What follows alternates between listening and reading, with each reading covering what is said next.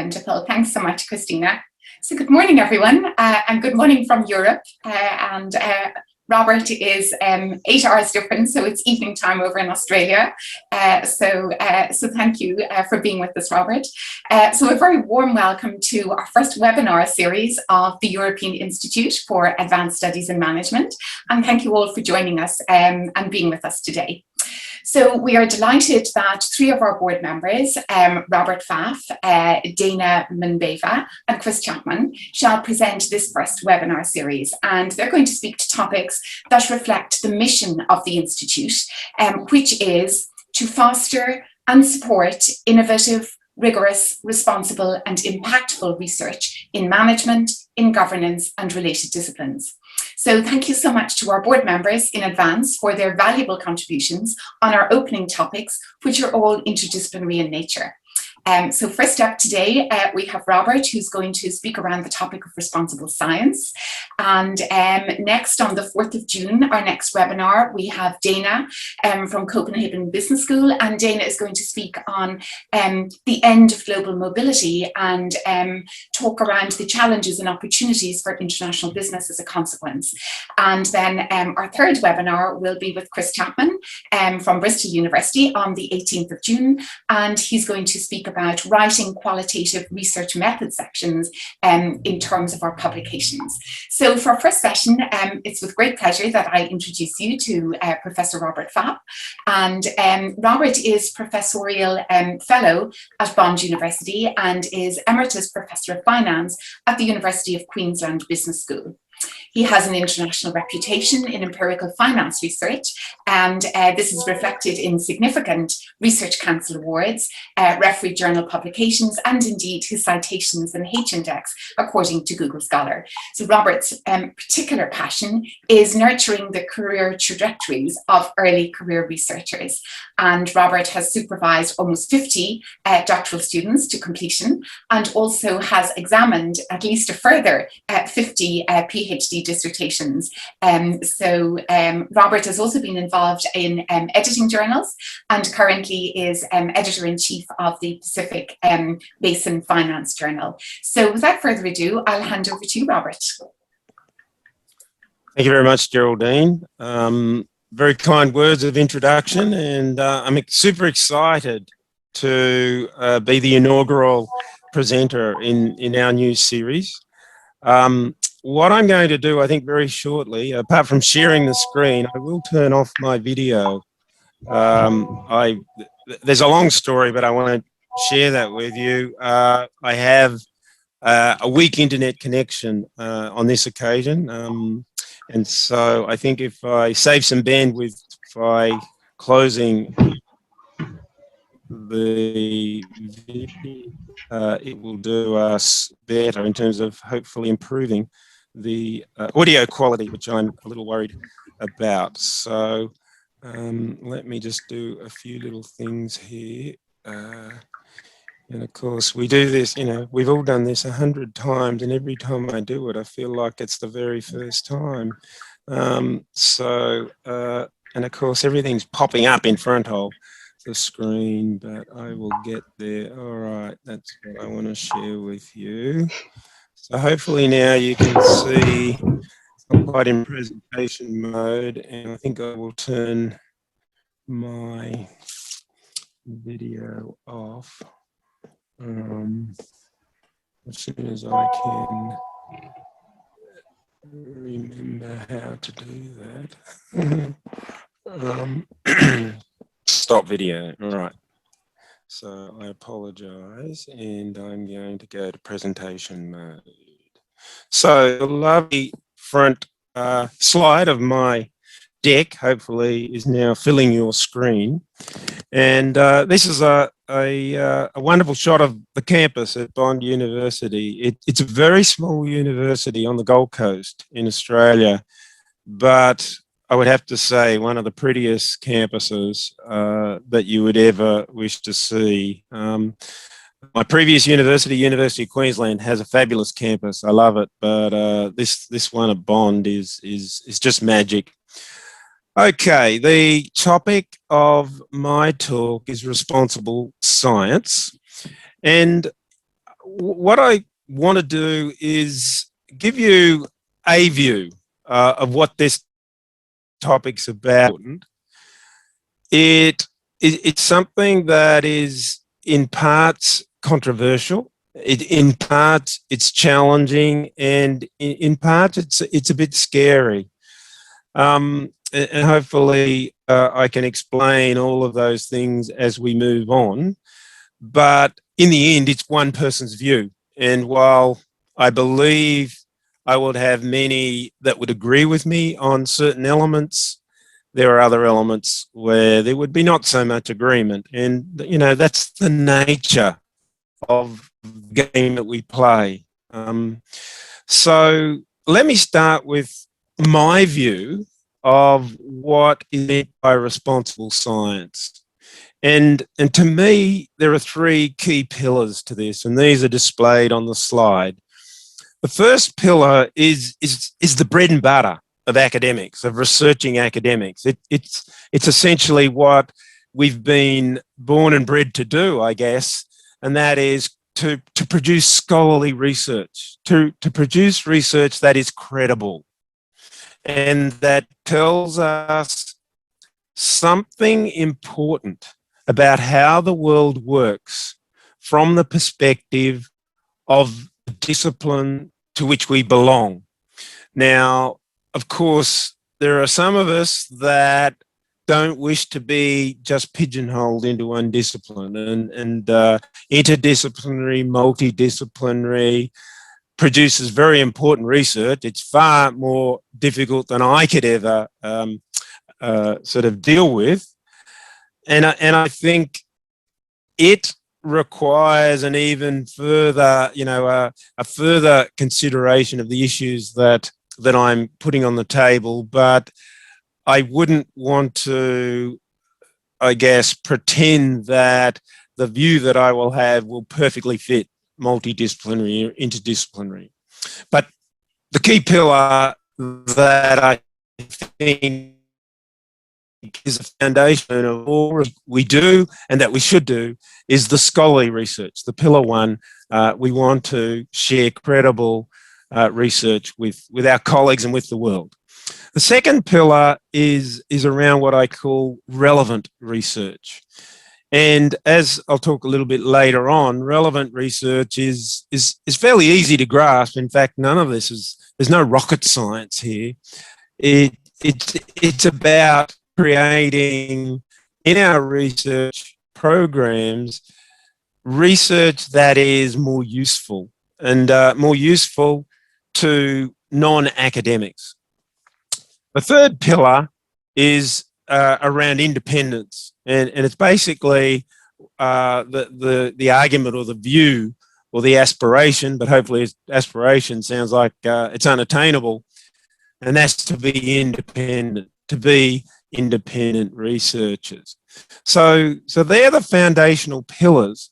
And I should remember to say right now that my view of how this all works is that it's not a case of we need to strive to achieve every pillar in full throttle mode.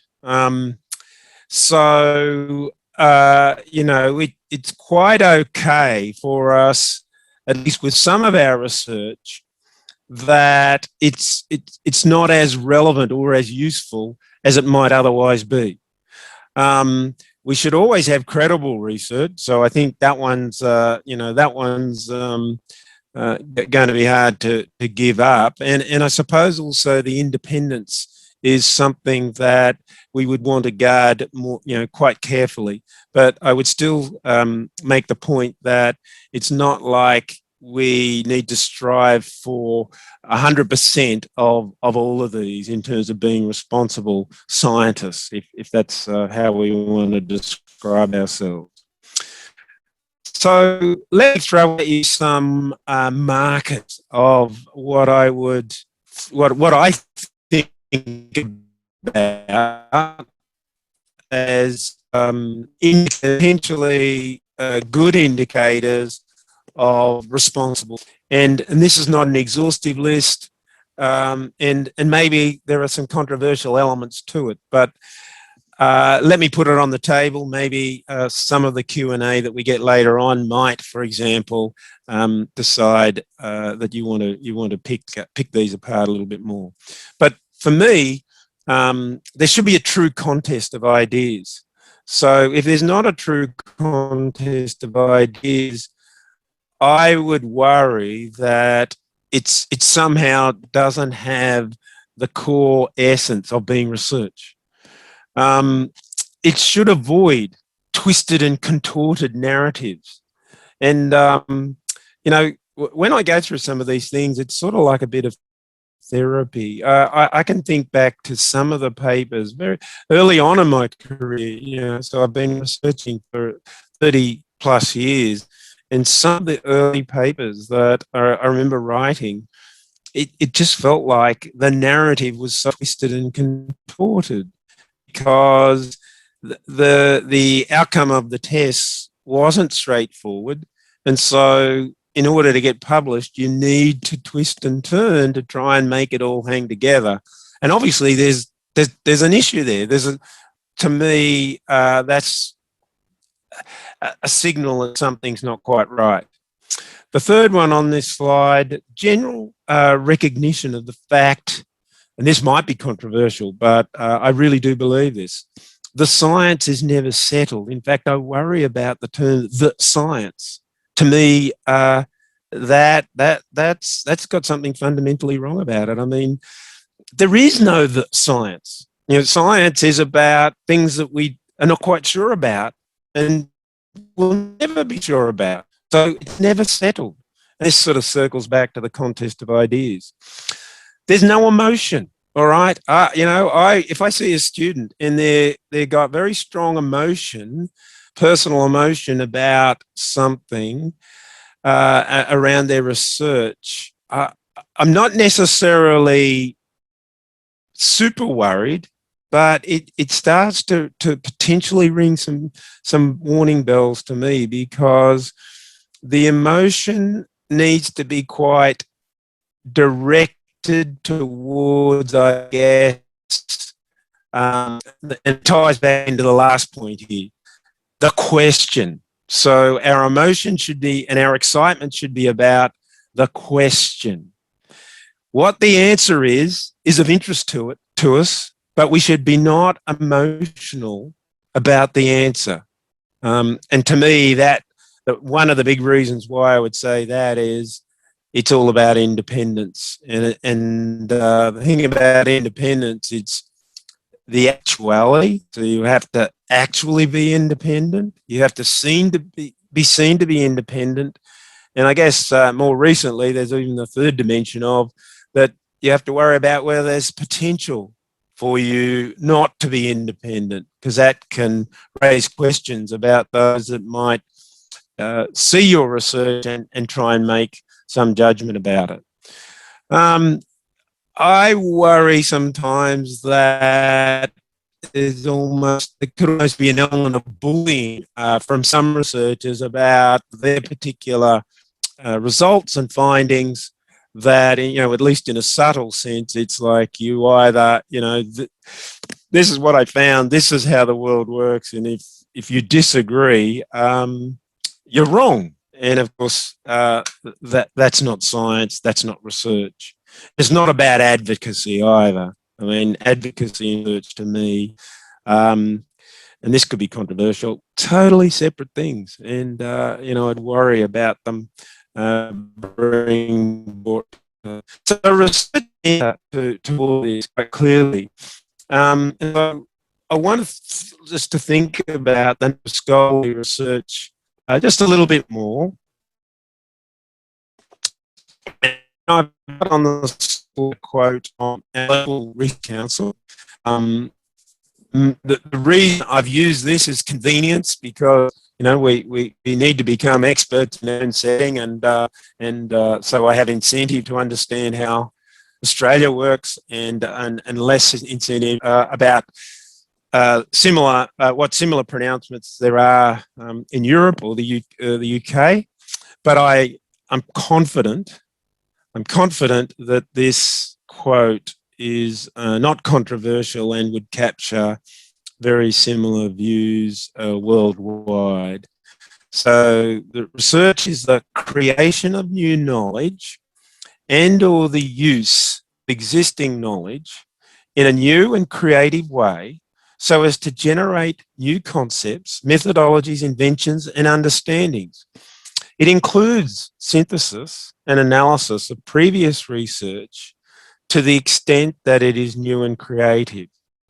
So a quick look at that is you see a very strong reinforcing pattern, and I've highlighted in different colours, I guess, three key terms in there. So newness or novelty,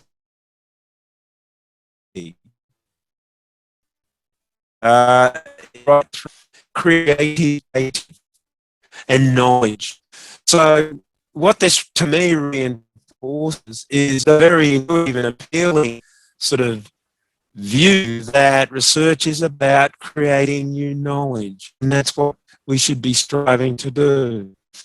Now, a simple binary way of describing the world, your research world, is empirical versus theoretical, and for those of you that feel that doesn't describe where you sit, I apologise, but for the purpose of this this talk, let me just simplify the world into this binary, this two-dimensional situation. So empirical, theoretical. My base and frame for the rest of the talk will be empirical. It's much easier for me to do it that way for many reasons, including I'm an empirical researcher. Apologies for those of you that are theoretical researchers or analytical. There will be a version of this that applies to your setting, but I'm not the best person to articulate that. So I'm going to take the empirical angle. Let's go a step further just to, again, frame or anchor where I'm coming from so that you understand some of the illustrations or some of the language that I use. And again, I'll be apologising for taking a particular view, which is quantitative. So a simple view of the world, quantitative, qualitative. I know we have mixed methods and other types of research as well, but it's much easier for me to articulate my message in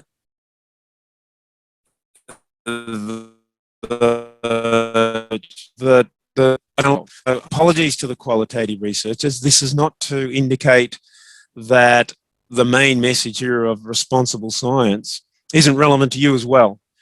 You will need to make some adjustments to the things that I'm seeing, and I'd certainly be happy for any qualitative researchers to chime in later on in terms of the Q&A session.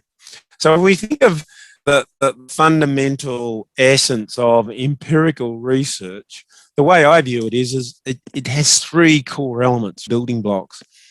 There's an idea, an intellectual idea, for which we then think about what data and sample we can collect. And once we've collected that, hopefully representative data and sample, we apply some state-of-the-art tools, some gold standard tools, do the analysis, and that then allows us to explore the idea and test some hypotheses and get some answers to the basic research question that we have in mind. So in terms of responsible science, here's some things generally would cross my mind in further, I guess, statements around what I would expect to see and how, for me, I would put some dimensions on the space that I put to the challenge. So now I'm really admitting that I see research and science here as interchangeable, and I suppose responsible science, you could say it's to put it more simply, we're just striving to produce good. So if my proposition is not all science is equal, not all research is equal, and it turns out there's good research or good science and bad research or bad science. And we should be aware of that and take that into account in terms of how we do our own research, and we should strive, of course, for good science, for responsible science, for reliable science, for credible science. And so a few things that I throw at you that I think to me is a package add up to what this is about. So it's the objective and open-minded. As I've already said, passion around the question, not the answer. That good science searches for an unobservable truth about how the world works. I mean, if we could observe it on some issue, that's great. If we could directly see it and say, here, it's like a fact, we know the truth, that is fantastic, but it's not science anymore. It's not research, because the nature of research is the world is complex, where there's unobservable truth. We're trying to get some evidence that will give us more evidence about that. And one of the key things that will increase our confidence is the role of theory. Okay, in a lot of business school fields, particularly the economics-based ones, but I think this is pretty general for all of them, and certainly for quantitative. If you were to think of causality versus correlation, most researchers want to aim to tell us something about causality, about a causal link. And theory is absolutely critical and central to getting confidence a little higher. It's not going to guarantee it for us, but theory is essential to it. Now, because the world is complex and we have theory and we have models, we need some way to get manageable and to operationalize how we go about the research. And so in many fields, what this boils down to is simple, but not too far. So there's abstractions of reality. And we need to strip out some of the complexity, but not so that it becomes trivial, but allows us, if you like, in a quantitative setting, as I've already said, that's my mindset, to identify hypotheses that we can test, and they need to be falsifiable. So there's no point setting out a hypothesis which we know for sure 100% the data will support. And it could be just because of it's used in the hypothesis, you couldn't possibly reject it, or you can make all sorts of probably unintentional mistakes, and that won't be good science. So we have to set up a real, genuine test, a falsifiable hypothesis we can test. And then what we're doing in these quantitative examples of good science is we're seeing whether data tells us we can reject the hypothesis or we fail to reject the hypothesis. What we can't do with any conclusivity is prove anything. It's just reject, fail to reject. And one of the challenges that we have in quantitative, for sure, is noise. Okay, so we have data, but it's typically noisy data. We observe proxies or constructs for theoretical variables, if you like, and so the constructs will have a component that matches the variable, and then other stuff that's noise, creates uncertainty.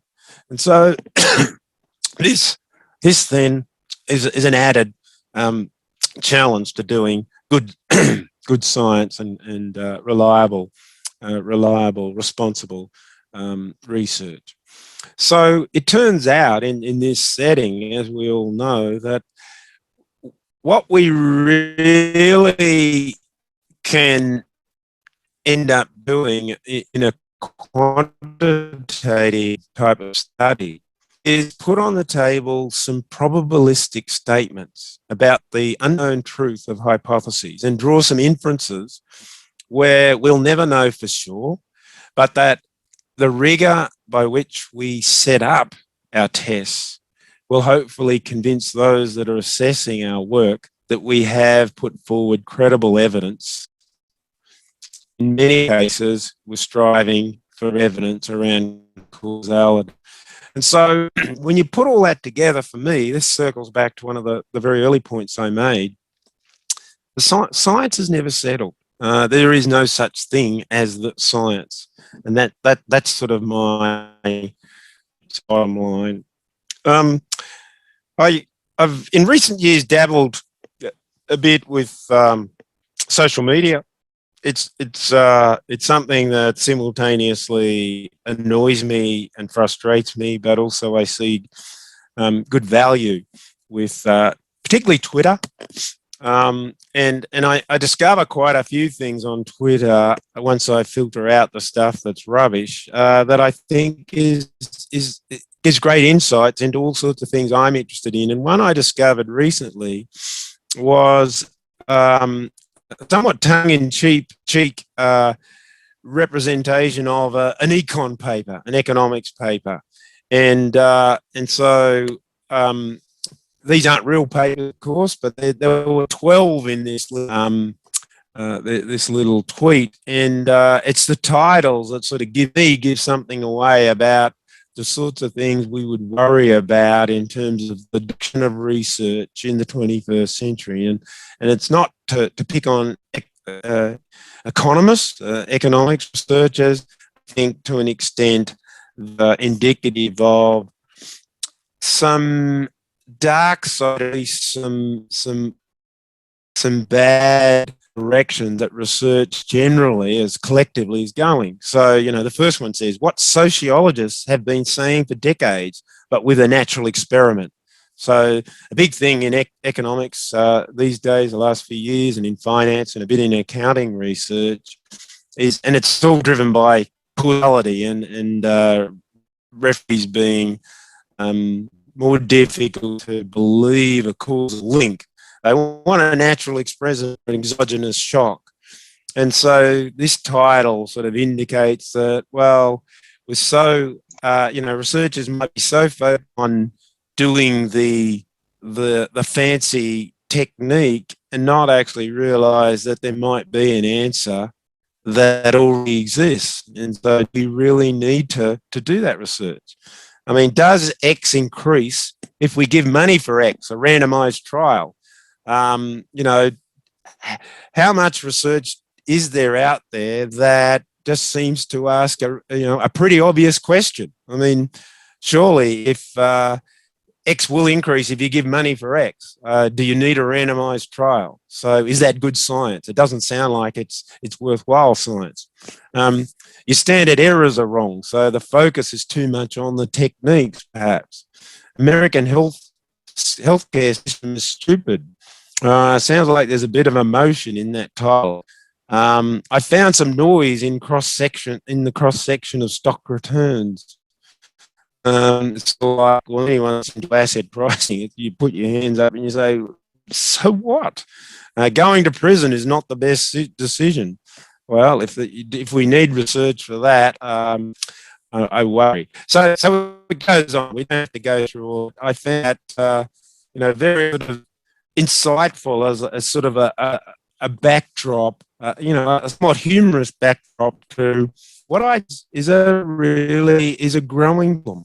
And I want to say at this stage of my, I'm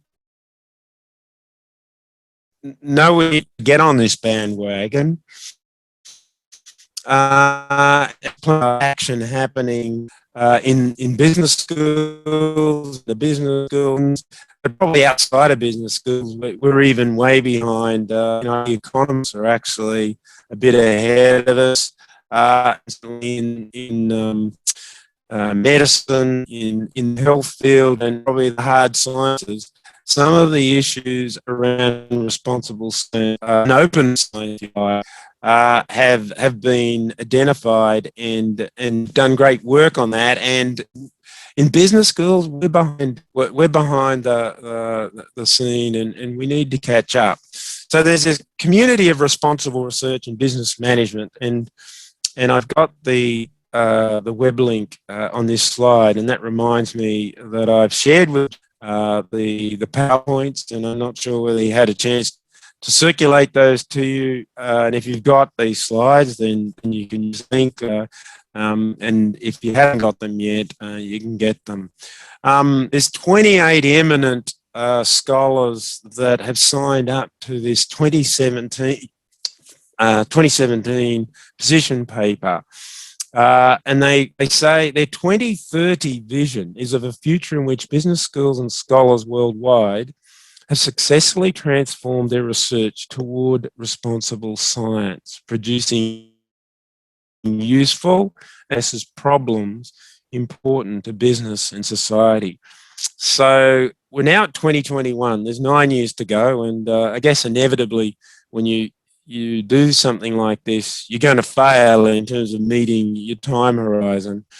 But this slide's probably hard for you to make out clearly now, but this is a bit of a who's who of the different disciplines in business around the world. It's probably a little focused on Europe, which is fine, but all the main disciplines I think are covered here: accounting, finance, marketing, management, and quite a few different management ones. So I suspect entrepreneurship. I suspect there's someone. Your disciplines reflected there. Now, I think it's not understating it or overstating it, maybe is the word, to say that this group and a bunch of people since that are, I guess, signatories to this position paper, that the state of research could be viewed as being in crisis. And you might say, well, what crisis? And in terms of this position paper, there's a twin crisis: a crisis of integrity and a crisis of relevance. And this just comes back to the concept of responsible science that I started off with. And I've repeated the slide here because I want to say a little bit more about the credible research, and in fact, in turn, each of these. And I'll keep my eye on the clock so that I give some sort of coverage to all of these, and then call it quits for the time that's been assigned.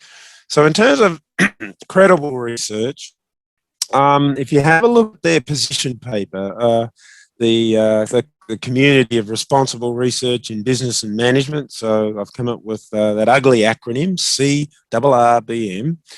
They have put forward, I think, 7 principles, and what they've numbered 4, 5, and 6 to do with credible research, or another way of putting it is translating it into some concept of knowledge, reliable knowledge.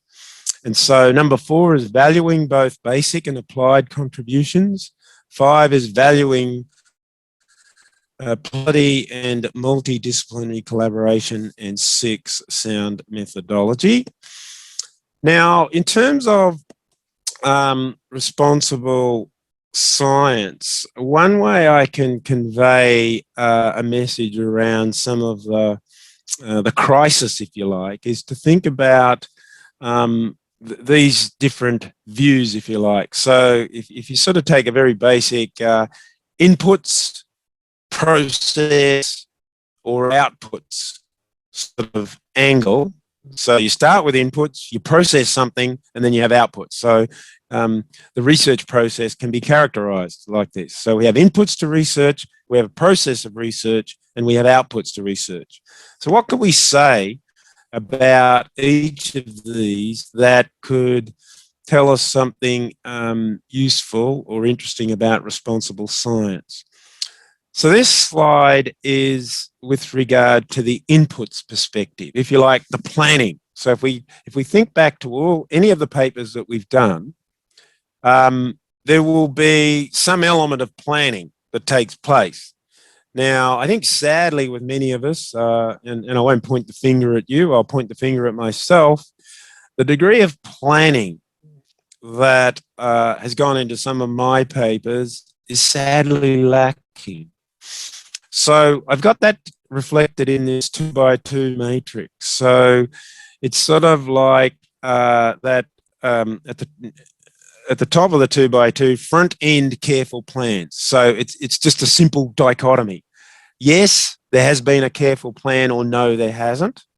And then if we go the other dimension here, personal research goal.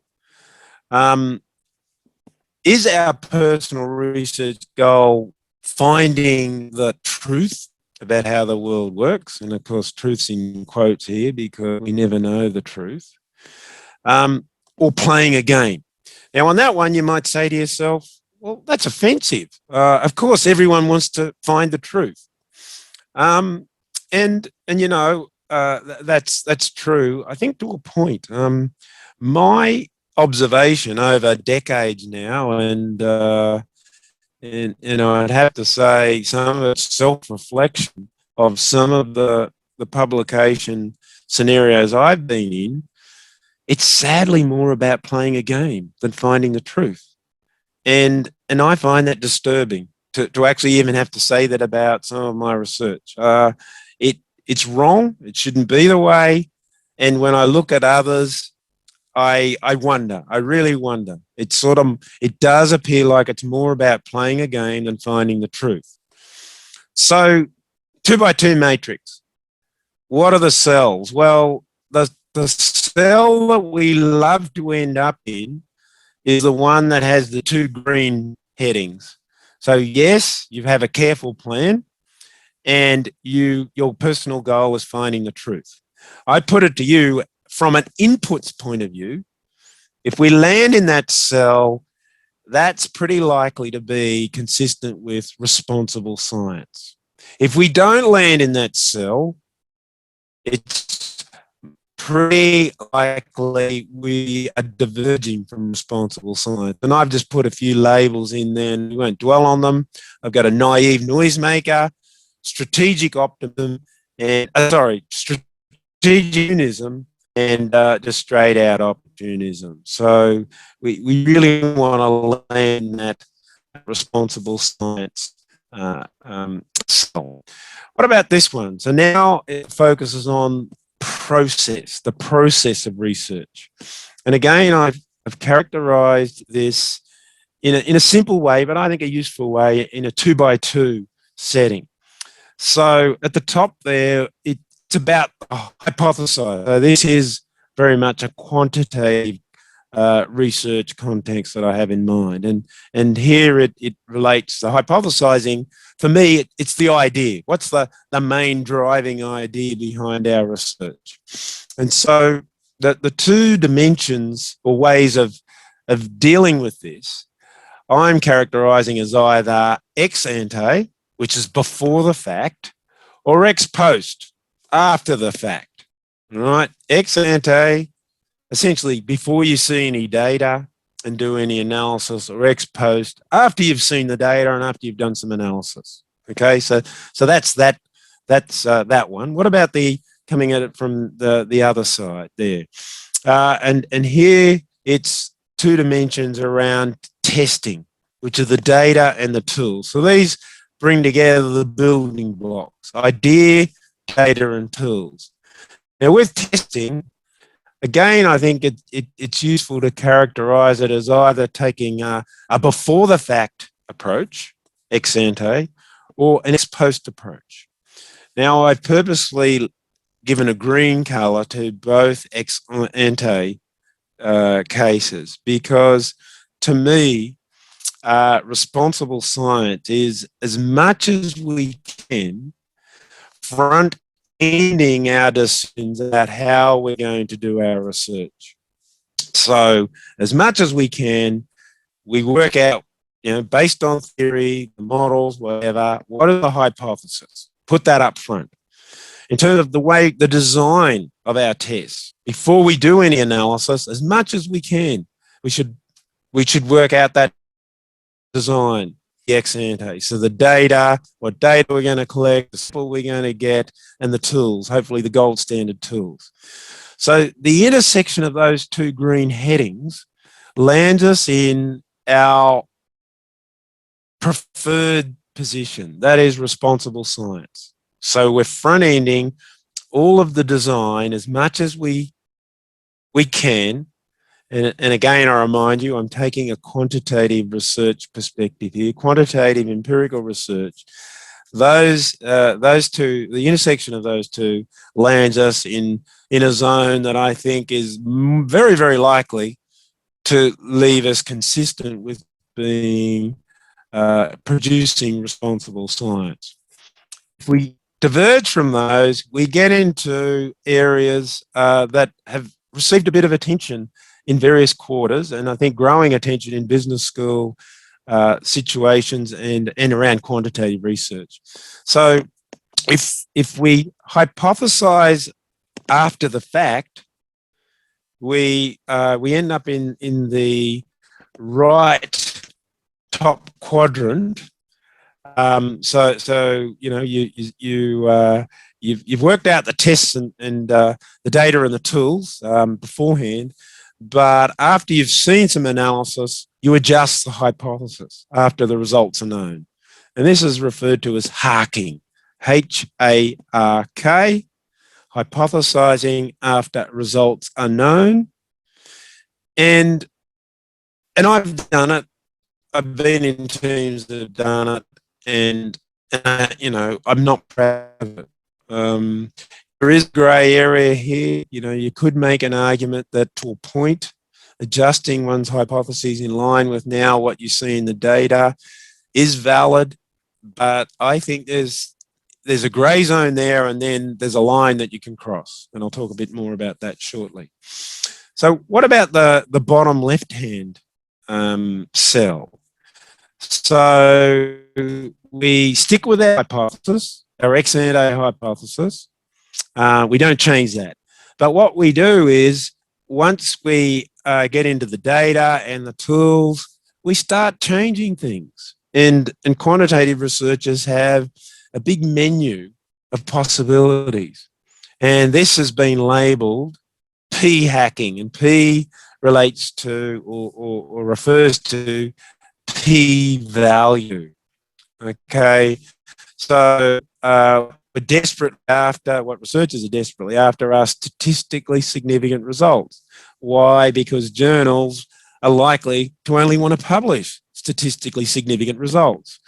So one thing that can be induced by that situation is that research teams become focused on finding a way of getting a p-value that's less than 0.05 and then is statistically significant at the 5% level. Again, it's not responsible science. P-hacking and harking are certainly out of the zone of responsible science, and I've invented the cross of those two. So if you bring those two together, it's p-harking, and that's even worse, and I put it in red just to emphasize that. So what about a little bit of time here? I'm 40 minutes in, so I'm probably going to go close to the hour on my book. So let me talk about the outputs around responsible science, so the outputs perspective. So again, the centerpiece of this exhibit is a 2x2, but I've got a 3x3 happening, and I'll talk about the bottom row and the far right column in a minute. So if in your mind's eye, just block out the third column and the third row, and just for the moment, look at it as a 2x2. And both of those 2x2s have a yes-no setup. So again, it's simplifying the world as binary. And top, now I've got responsible science as sort of the focus there. So it's simply a question: are we following responsible science? Yes or no? And clearly, we want to be following responsible science. So So we want to find ourselves in that first column, the yes column. What about going the other way? It's characterized here as, do we find significant results? Okay, so that's a key way of characterizing the outputs, whether we have significant results at the end of our analysis. Yes, no. Now, given the way the world is set up and publishing, given those two choices, we'll always want to be in the yes category. Okay? So when you think about it, if our ideal setting is the intersection of the two yeses, and I've labeled that cell, it's a good idea and it works. And that's when we celebrate. The corks, the champagne corks pop, and we're really excited. So that's sort of like scenario one. But there are other scenarios, and we need, I want to think about these in terms of what they mean and when we might, sometimes we end up in these cells, and we should be a bit nervous about that.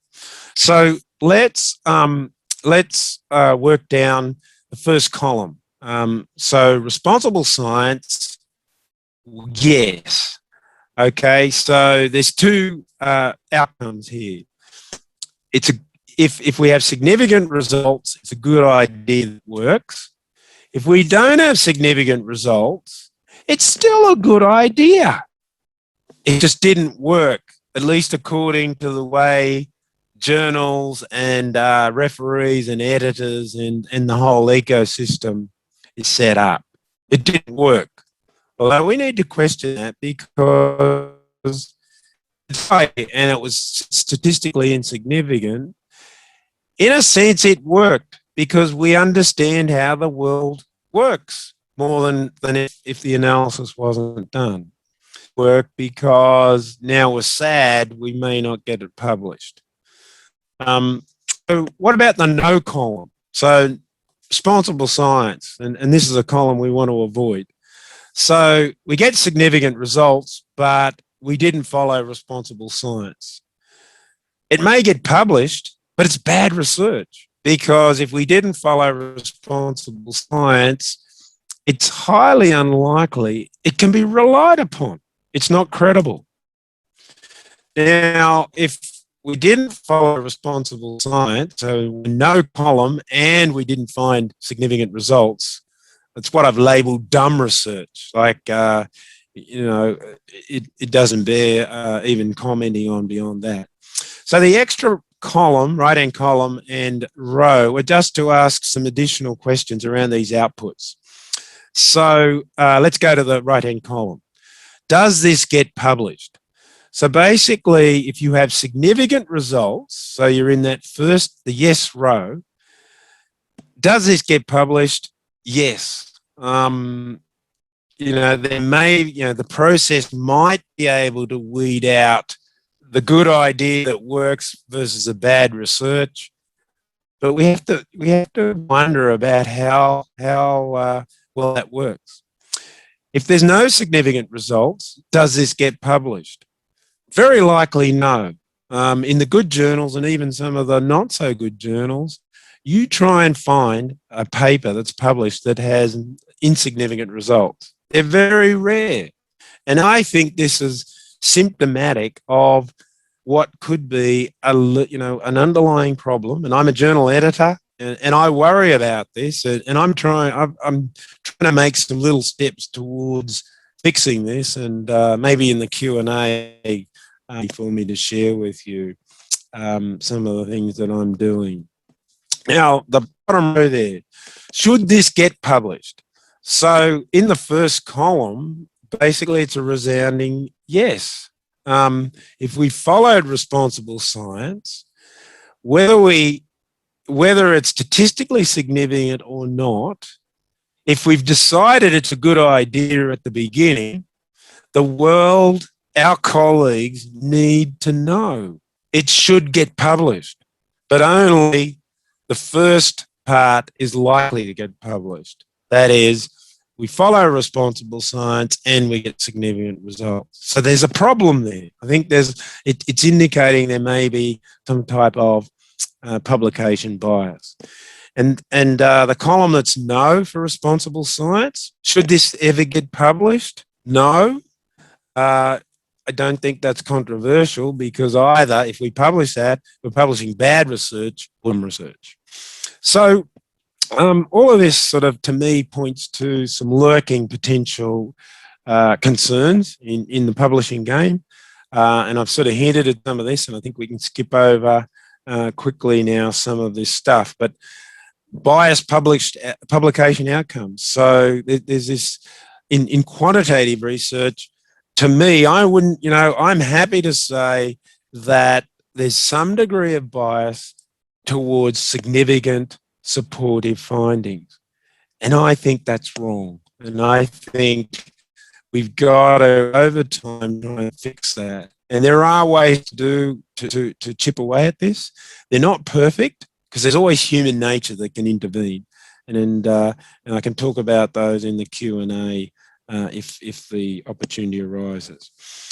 Replication is all central and party to responsible science, and there's plenty of growing evidence about failures of replication.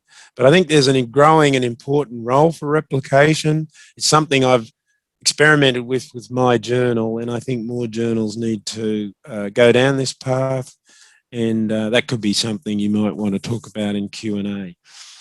Soft and hard versions of research misconduct. Well, in terms of soft misconduct, it could be honest error, or sort of soft versions of the p-hacking and hacking that I mentioned earlier, but they can then slip over to what I would call hard misconduct.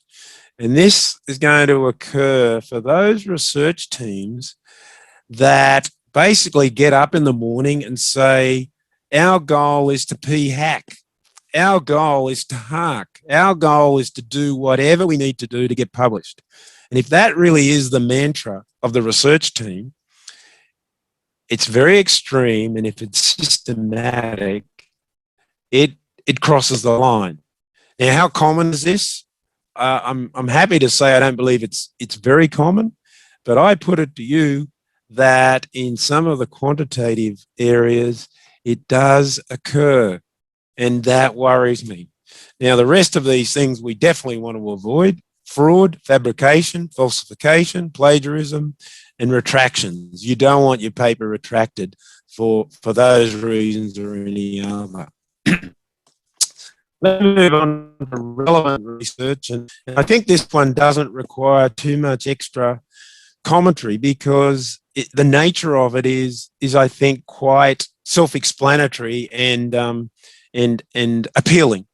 So relevant research is just to get us to think more about, at the time we're choosing potential projects, choosing some that might lead to more directly useful knowledge. And the RBM, the Community for Responsible Research in Business and Management, they've got 4 principles linked to this. If you have a look at their position paper, principle 1, service to society; 2, involves stakeholders; 3, impact on stakeholders; and 7, broad dissemination. And then they go on and talk a little bit about 5 topic areas of greater focus, which are listed at the bottom of this slide, and many of those topics will not be a surprise to you. So that's pretty well mapped out. What about independent research? Let me say that independent research, in terms of a conversion to knowledge concept, I think it's fairly easily summarized as: we want to put on the table unbiased knowledge. Okay, so it's basically, as best we can, depict that evidence, and if there's a bunch of evidence on the table, to pick through it in a way that is as objective as we can, to recognizing there's a degree of noise and uncertainty, but this is the unbiased view.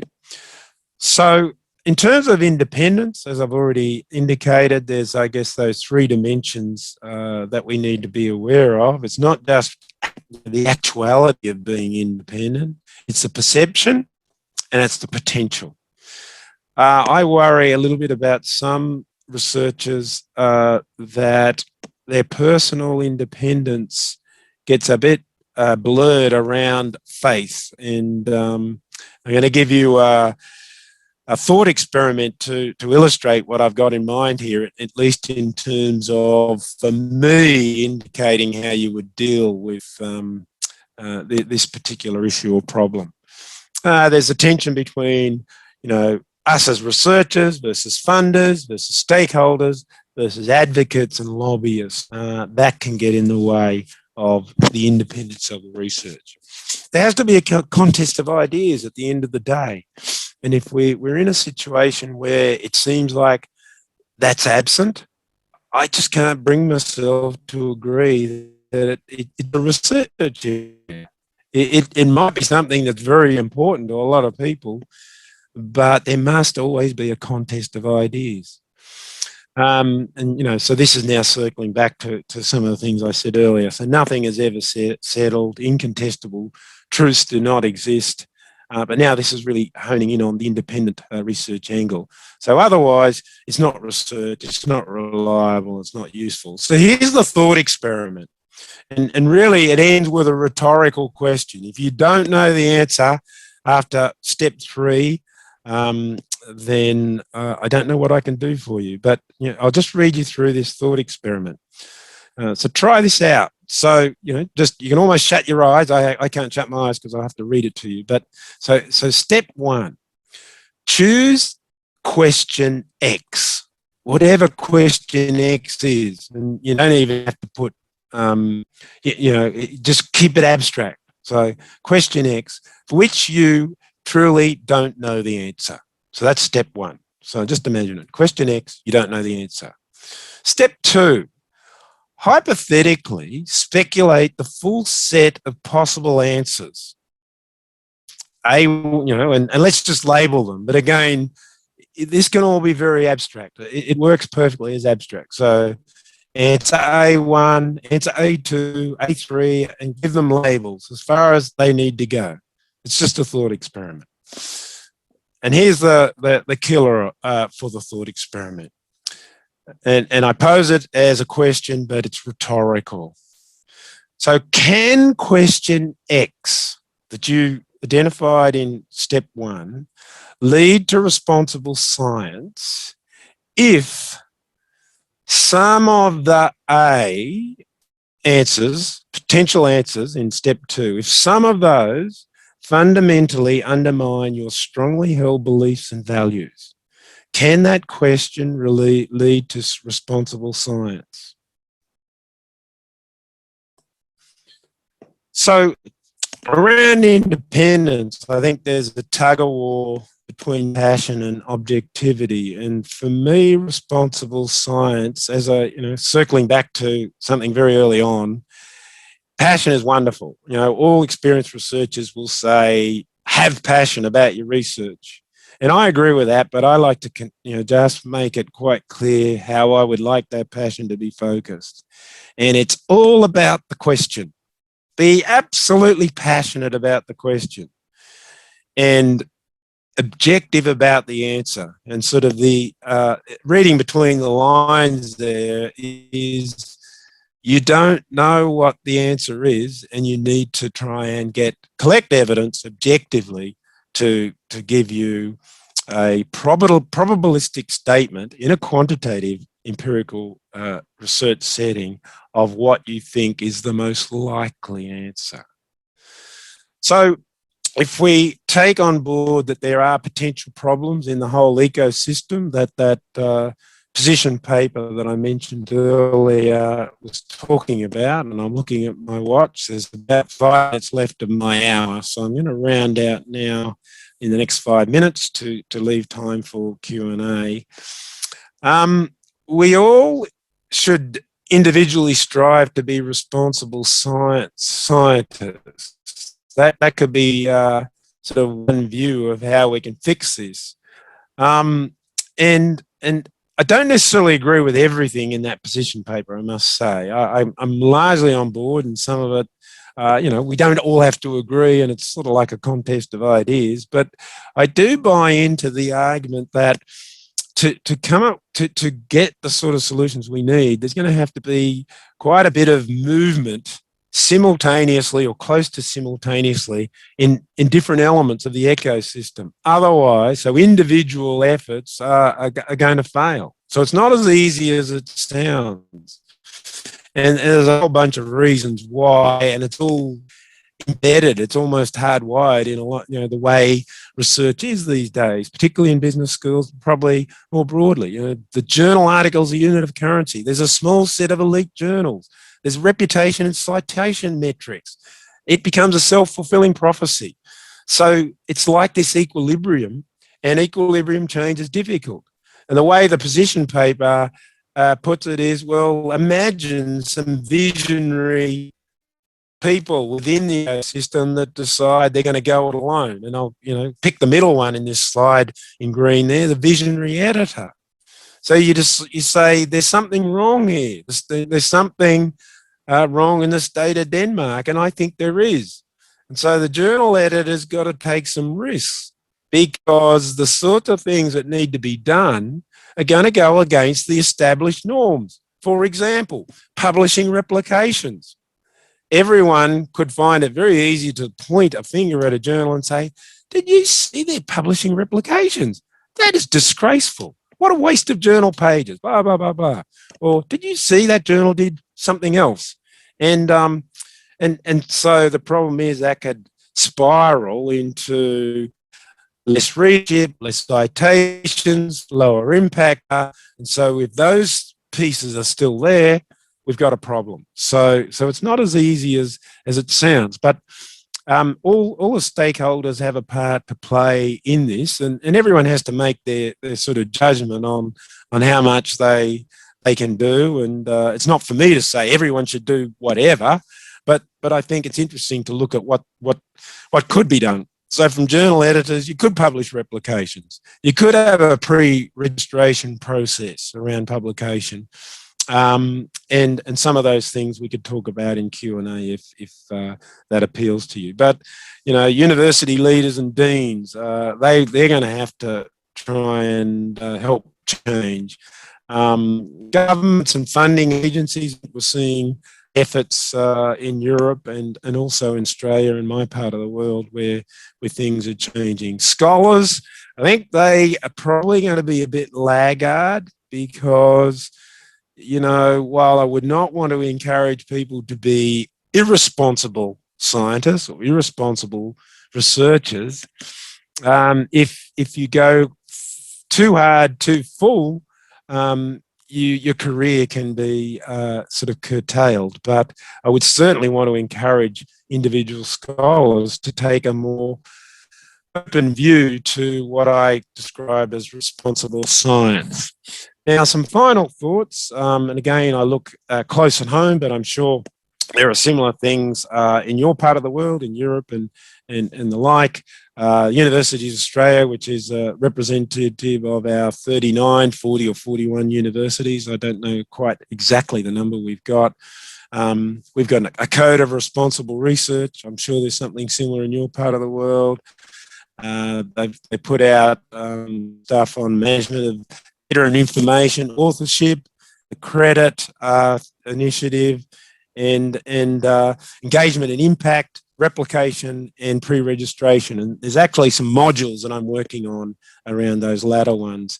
In terms of the code of responsible research, and I'm wrapping up now, there's a whole bunch of things under the heading of responsibilities of researchers. No surprises here, but it's good just to see them in writing and sort of say, okay, well, it's something I should take note of. So the culture of responsible research, we've got to start to change a culture, because I think we've got ourselves to a point where we've forgotten what that might be. Mentorship, education and training, appropriate tools, data and materials, conflict of interest, authorship and acknowledgement. And some of you, probably many of you, have come in contact now with credit, the contributor roles taxonomy, and the latest incarnation of this that I've seen is Allen et al., the 2019, where they just get us to think about being more honest of the roles. And, you know, there's more than a dozen roles here in terms of credit category, and they've got definitions. And I think this is part of the mix, that we're much more honest about those contributions to research teams. There's a really good video that I'd recommend you have a look at. Brian Nosek, one of the leading lights in the global scene around responsible science. And this video was recorded at University of Queensland, I think a couple of years ago, shifting incentives from getting it published to getting it right. In the end, I'm going to stop there, but I'm going to come back. I want to have 5 minutes at the end just to tell you about an initiative that I'm developing, and I'm hoping that around responsible science, I can entice you to come on board and be part of this initiative. So I'll just leave that slide up for the moment. I've gone a little bit over my hour, but I'll stop there, and happy to take some questions that hopefully accumulated.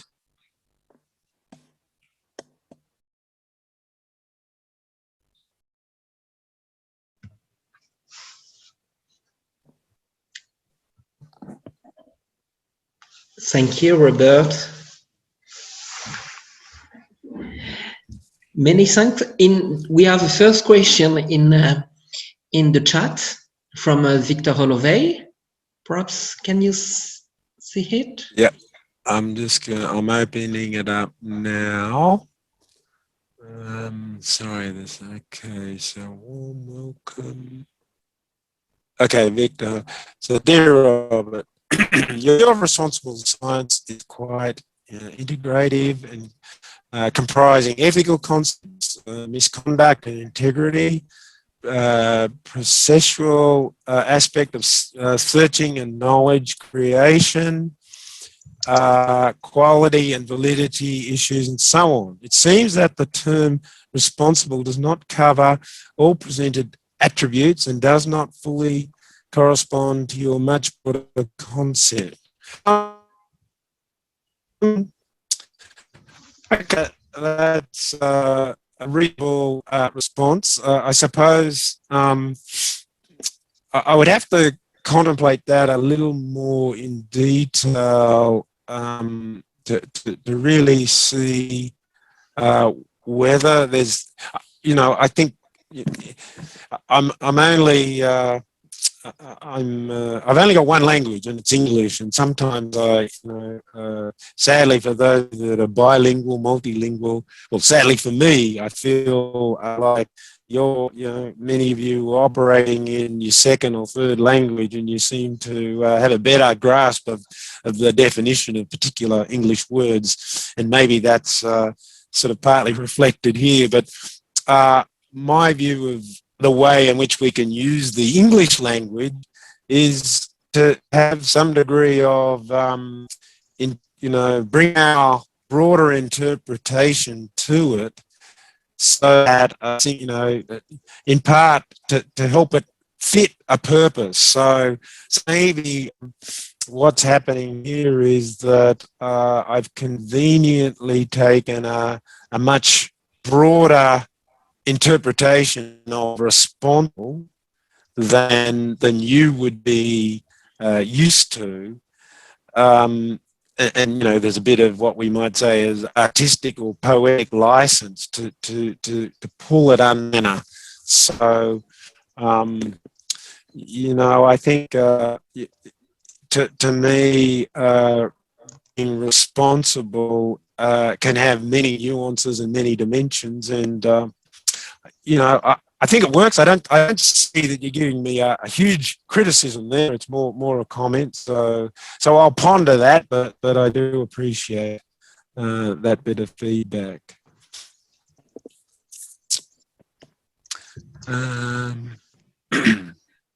So with Maurice, I'm trying to. Yeah, there's big. Sorry. So I think it's Maurice is the next one.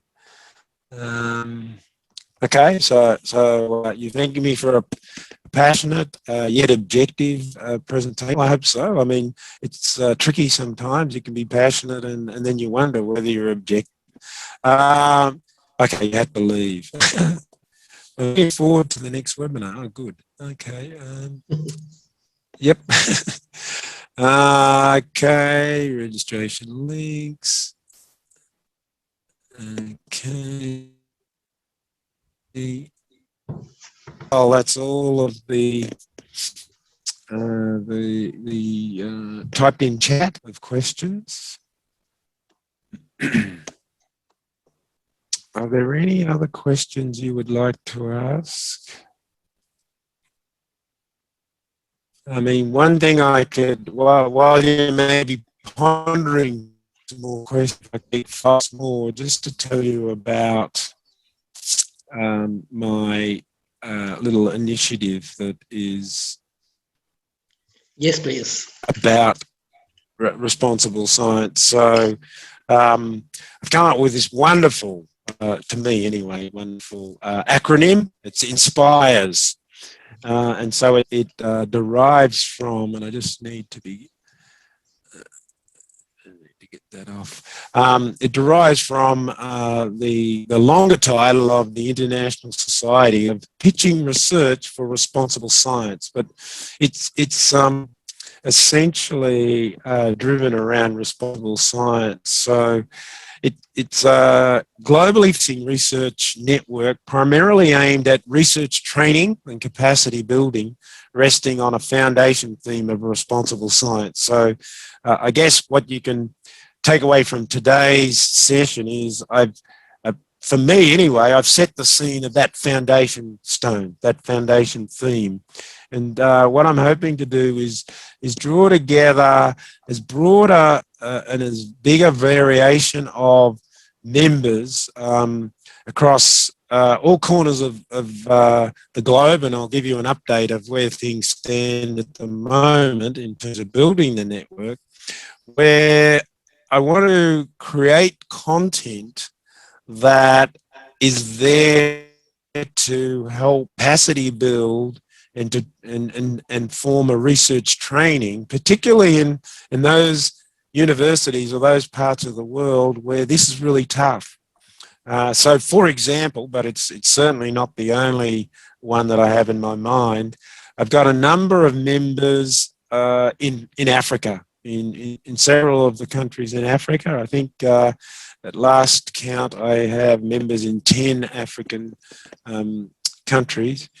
And we all know that in Africa, there are super challenges in pretty much every single aspect of life. So sadly, I can't help in many of those situations, but I think for me, what is possible, and what I'm going to try and do in terms of assistance is to deliver via almost exclusively virtual content, some modules and some training, research training and capacity and research capacity building that builds on this foundation theme of responsible science. But that's just an example. I think there's many situations and many jurisdictions and countries and universities around the world, even at some of the better resourced places where this training and capacity building can be enhanced. And I think what this also will do is bring the power of the network. So I think the bigger the network, the more diverse the network, it gives added value and power to what the network can achieve. So where do we stand right now? I've been building this since early March, and we have over 600 members now. And I'm mainly focused on trying to get tentacles out into as many parts of the world as I can. So I've actually got members in 75 countries or jurisdictions. which I'm pretty proud of. I mean, it would be pretty clear from doing some simple arithmetic. There'll be a number of those countries and jurisdictions where I have just one or maybe two, but we have to start somewhere. And I think what I hope to do once I can roll out some content, and pretty much the main and foundation stone content will be a version of today's talk. But that's just the foundation stone of it, to basically set the scene for what responsible science is about.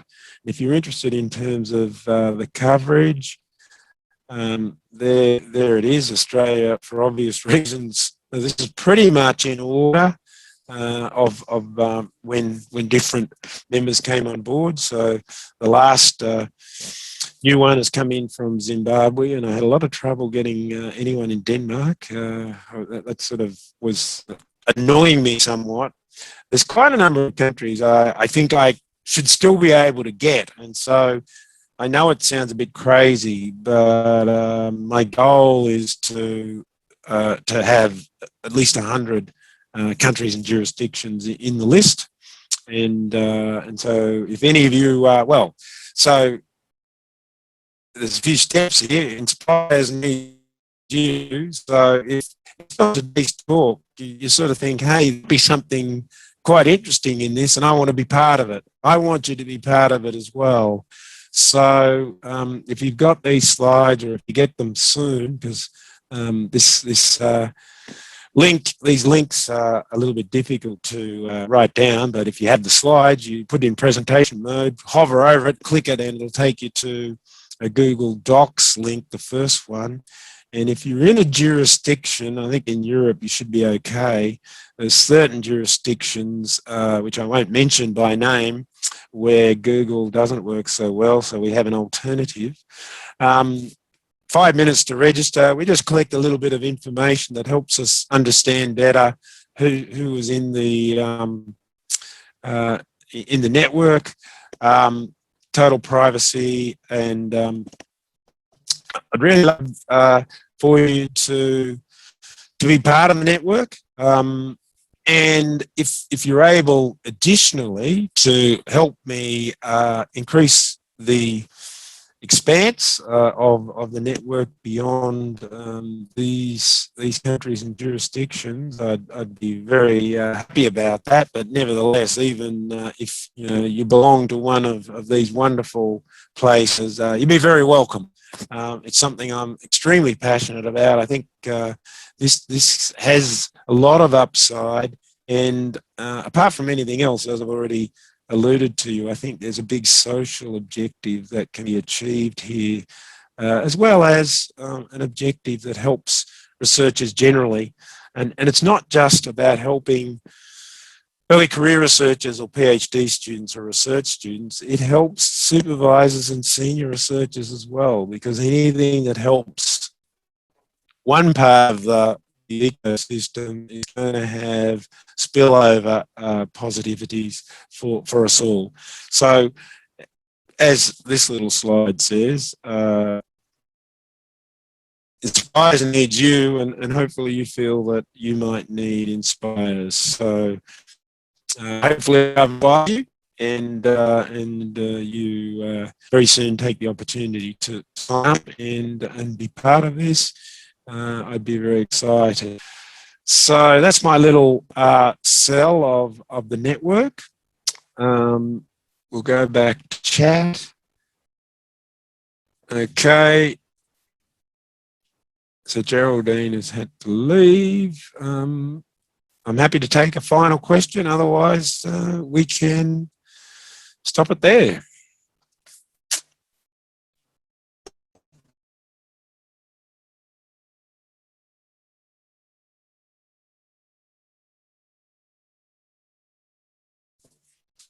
All right, Jerome, I think we've reached the conclusion. So I'm very pleased and excited that I've had the opportunity to kick the new workshop series off, and I'll look forward to the follow-on sessions, and I'm sure it will be a resounding success. So thank you everyone for attending. Thank you so much. Thank you so much, Robert. It has been a very great first webinar for the Institute. So I really, I think in behalf of the Institute, I really want to express our very big thanks to you. Thanks for your time, your energy in setting up and sharing this first webinar. That's the launch of the webinar series. As Geraldine has been obliged to leave to join another meeting, but she really want to express our big thanks to you, Robert, and also to all the attendees. As you know,